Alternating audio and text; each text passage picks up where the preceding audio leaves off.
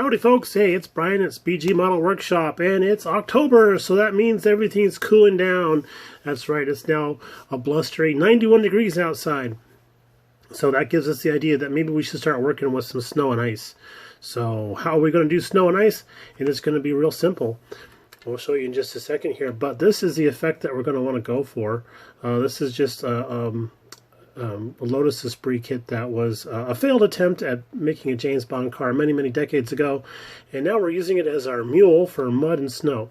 So we have some icicles hanging off the back there, ugly looking muddied up tires with some snow frost stuck in there, and then some frost and snow stuck to the side of the car underneath a little bit of mud. We've already done the mud bit up here, and if you guys are interested in how we do our mud, and no, we don't go outside and get a shovel full of dirt and take it inside and just make mud. Where's the fun of that? No, we actually make our own mud here, and we use cornstarch, and if you see the little bit of texture in there, that's actually cornmeal, and cornmeal happens to be, in my opinion, just the right size for little chunks of gravel and grit and stuff like that to get stuck in the mud.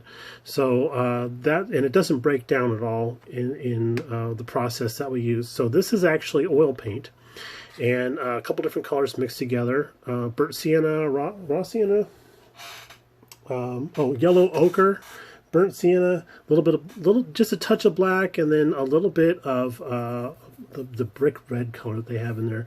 I haven't gotten my color mixture down just right. It's still a little bit on the red side for my taste. I think we won't do red next time because the burnt umber. Let me double check that color name for just a second here. Yeah, burnt umber. The burnt umber has a lot of red in it already, so I think next time we do this we won't add in the red, but I do like the effect that it has, and we just mashed this on here with a sacrificial paintbrush is the best way to say it. A paintbrush that's on its way out the door. So we just mashed it on there and kind of got an idea of where the mud would get piled up and caked up on. And I was intending to do a little bit of build up along the inside of the wheel well here, but it was getting to the point where there was so much on here that I think we had to just go ahead and cut our losses and move on. So first thing we're going to do is we're going to create some icicles, and we'll show you how to do that. Alright, so we reset the camera up a little bit, and the two things that we're going to use to help make our icicles are, one, a pill jar, preferably a smaller one with a narrow diameter, and the reason why is because this nice radius here, circumference, I don't know, it's been a long time since I've had geometry, but that's going to mimic the curvature of the body here, right? And that's where we want to have our icicles hang from. So we got a lot of curve here to work with, so we can put numbers and numbers of icicles on here. Secondly, I don't want to apply the hot glue directly to the model because the hot glue could mess up our paint, or it could be a little too warm for the actual styrene that the car's made out of and heat warp it or melt it or whatever. So it's best to go ahead and do our icicles on a jar for practice, and then when they are fully cool, we can slice them off and just glue them onto the car, and that's what we're going to do. So, got our hot glue all ready with this bad little boy here, and this guy's been around probably longer than I have, so let's hope it actually works, because I know I don't. Alright, so what I've been finding is the best way to do it is just put a little puddle on there, and then let it kind of just hang down like you're dropping a loogie on your brother's forehead after pinning him to the ground. Alright, that was a gross assumption, but it's very close to actuality. So here's another one, and we're just going to pull away slowly, let it hang and cool. I've tried a process where you do this, and you try blowing on it while you do, but it's just, I don't know, it's not a foolproof plan, because nothing I do is foolproof. Let's see here. Alright, so the whole trick is to keep the pill jar at the right angle so that the icicle will have the right mounting surface and angle of the icicle when you want to put it on the car. I hope that makes sense. I'm not able to talk and work at the same time. Any of my high school teachers would have been able to tell you the same thing. Alright, so I apologize if we're a little blurry because I'm actually watching this in real life, not on the camera. Alright, so here we go. We got some nice looking icicles there. We'll set this guy aside and we're going to let these guys cool up. Let's see here. Yeah, we can see some of the tendrils. Alright, so we're going to let those cool for a little bit and then we'll be right back.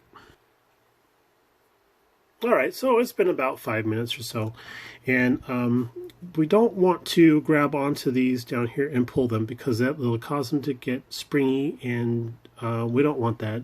What we want to do is actually just clip them, so there we go. Perfect. So if we pull them, they'll turn into, it'll start looking like Spider-Man sneezed on this, and we don't want that.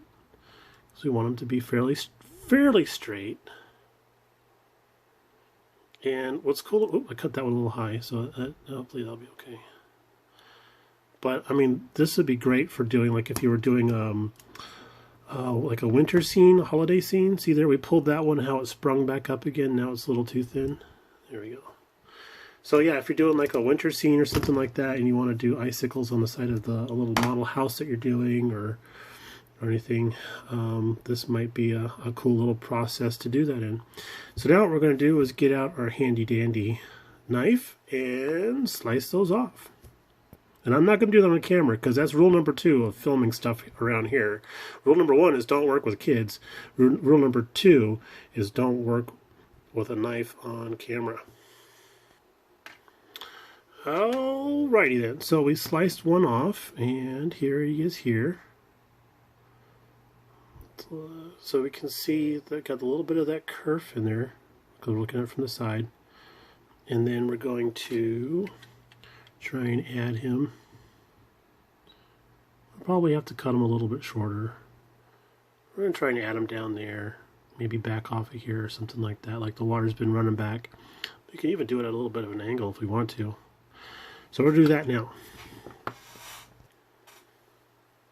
Okay, so we have our little icicle kind of glued on there, and I did it at an angle to emulate speed, like because a lot of the cars I've seen in the snow and ice and stuff like that, the icicles are created from the sludge and stuff that's splashing up against the car, melting, and then running back again, and then as the car drives, the airflow causes them to kind of hang back at a little bit of an angle. So I thought maybe this would be kind of a fun way to try that. Alright, so we're going to let the super glue dry, and then we're going to come back and try adding a little bit of the snow. Alright, so what we're going to be using for our snow is actually some stuff from Scenorama. And I'm sneaking that in there as best I can. We got this at the big box hobby store. You know, the one that's closed on Sundays. So y'all know what I'm talking about. But we're going to use some Tamiya XF2 flat white. And we're going to thin it just a little bit with some water. Yeah, I like to do it that way. And we're going to splatter that on kind of around. And then a little bit on the hub too, because that likes to build up on there. And now we're going to come back and, with a little tea strainer that I have set up, tippy tap some of that stuff on there. It's not cooperating. There we go. NEM, it's a twister.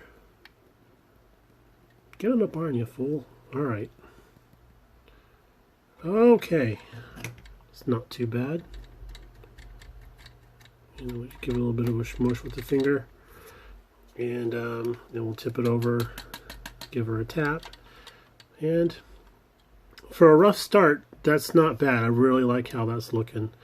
The paintbrush technique, painting the white paint on there, is a little bit too perfect. And I mean, like this line up in here. So yeah, if you wanted to do some spritzing on there, spritz on some super thinned out white glue, that might be a good option as well. But in the meantime, I think for what we were trying to get our point across, this turns out pretty well. All right, guys and gals, thanks for tuning in. Let me know if you have any questions down below. I'd be happy to answer them. And if you have any other type of support, we would greatly appreciate it. Thank you very much, and we'll talk to you later. Bye now.